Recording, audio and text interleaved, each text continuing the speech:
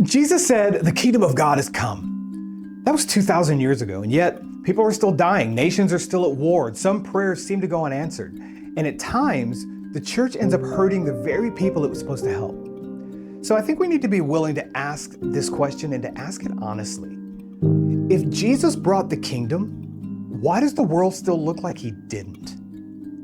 Well, here's the beginning of the answer. The throne is occupied, but the full harvest hasn't come yet.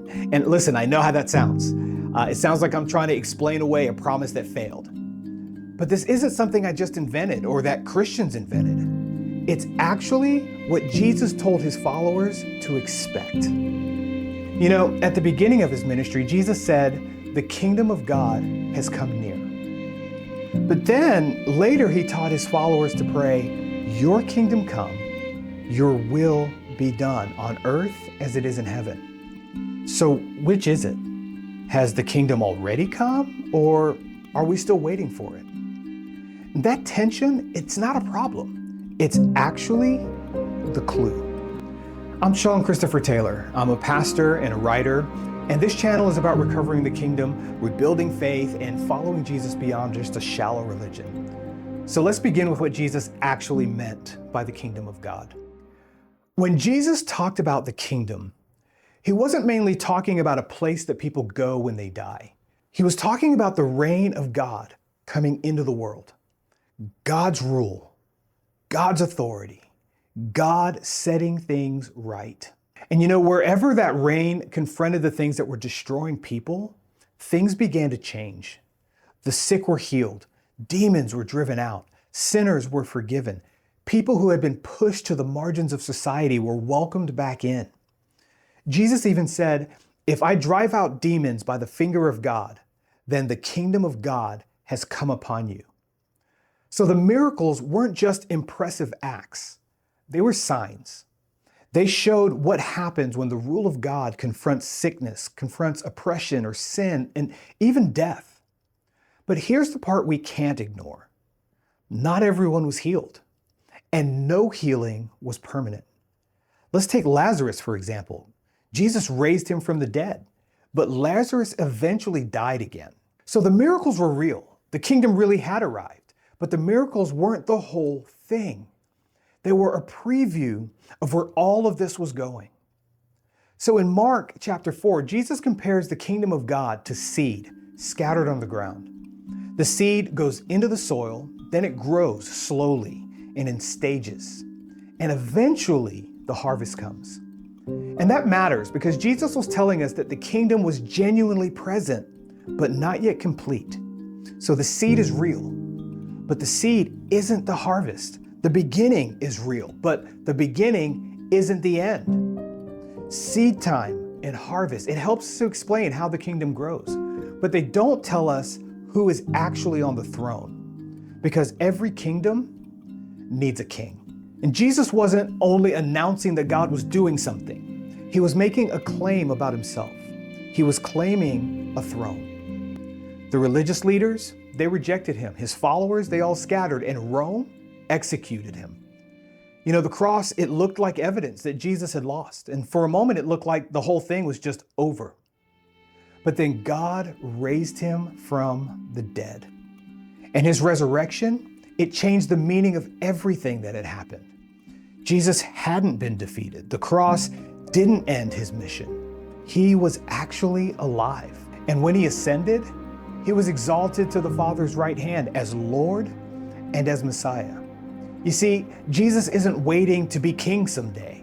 He's reigning now. But if Jesus is reigning now, why doesn't it look like it? Well, the New Testament is surprisingly honest about that question. The writer of Hebrews says, at present, we do not yet see everything in subjection to him, but we see Jesus crowned with glory and honor. You know, that may be one of the clearest verses in the New Testament for this entire question. We don't yet see everything under his rule. Death is still here. The powers of this world, they still resist him. Creation is still groaning, but the throne is no longer empty. Jesus has already been crowned. Sometimes we assume that if Jesus really became king, that everything should have changed instantly. But that's not what the New Testament teaches. It tells us that the king was enthroned, but the work of bringing everything under his feet, it still continues. After his resurrection, Jesus spent 40 days talking to his disciples about the kingdom of God. And towards the end of it, they asked, Lord, is this the time when you're going to restore the kingdom to Israel? In other words, is this it? Is this when it all happens? Is this everything now is about to be finished right here and now? And Jesus didn't give them a date. Instead, he gave them an assignment. He said, you will receive power when the Holy Spirit has come upon you, and you will be my witnesses in Jerusalem and all of Judea and Samaria and to the ends of the world, or rather to the ends of the earth. You see, the church doesn't make Jesus king. We didn't vote him in, and we certainly don't build his throne. Our job is to bear witness that he's already king. That's why Pentecost actually matters. The gift of the Holy Spirit, it's the evidence that the crucified Jesus has been raised and that he's been enthroned.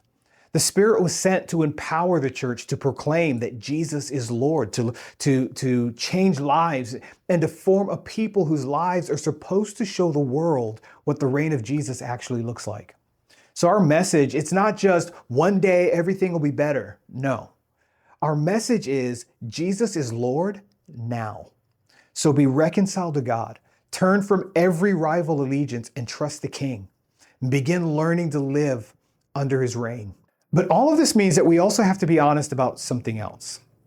Too often the world is not able to see the kingdom of God because the church doesn't look anything like her king.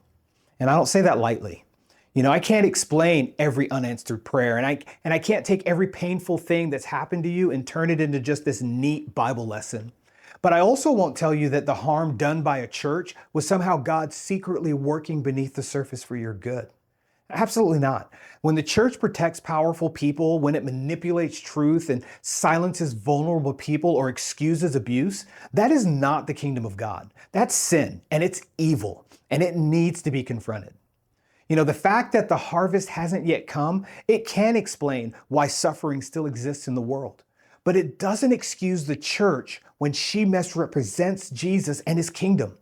And it should never cause us to lower our expectations of what the Holy Spirit can do in and among God's people.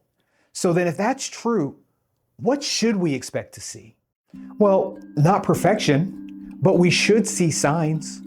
We should see people giving their lives in allegiance to Jesus. We should see lives that are changed. We should see the oppressed defended. We should see the sick prayed for, enemies reconciled, the poor treated with dignity, and the lonely brought into community. We should see mercy, holiness, obedience, and yes, spiritual power. And when those things are missing, we shouldn't explain their absence away. Instead, it should drive us back to prayer. It should drive us back to repentance, back to a dependence on the Holy Spirit. But even at its best, the church isn't the final harvest. Every healing, it's just a preview of the final resurrection of the dead. Every act of reconciliation points toward the day when all things will be made new. Every community that is genuinely formed by the Spirit becomes an outpost of the coming kingdom. We don't create God's reign. We don't establish his rule. We announce it. We live under it. And by the way that we live, we bear witness to the King. So if Jesus brought the kingdom, why doesn't the world still look like he didn't? Because the kingdom came the way Jesus said it would. The King was enthroned before every enemy was removed. The seed came before the harvest. The first fruits came before the full crop. Jesus has been raised from the dead. He's been enthroned at the right hand of God. The Holy Spirit has been given. The kingdom is here. It's active, but it's not complete. You see, death has not yet been destroyed. Every enemy has not yet been removed. Creation hasn't been fully restored. We read it before. At present, we do not yet see everything under his feet, but we see Jesus. The throne, it's occupied. The seed is growing, and the harvest is coming. So you don't have to pretend that the world is fixed, but you also don't have to conclude that Jesus failed. Something happened that can never be undone. Jesus has been raised from the dead, and he reigns as king. The new creation, it has begun, and the Spirit of God is forming a people who are supposed to give the world a glimpse of what will one day be true everywhere. This whole framework, I explore it more fully in my forthcoming book, Thy Kingdom Come, The Missing Gem in the Gospel. And you can find the latest information about that book at my website at seanchristophertaylor.com. I have a link also listed below. But know this, the King, he is reigning. The harvest is coming, and life under his reign doesn't start someday, it starts now.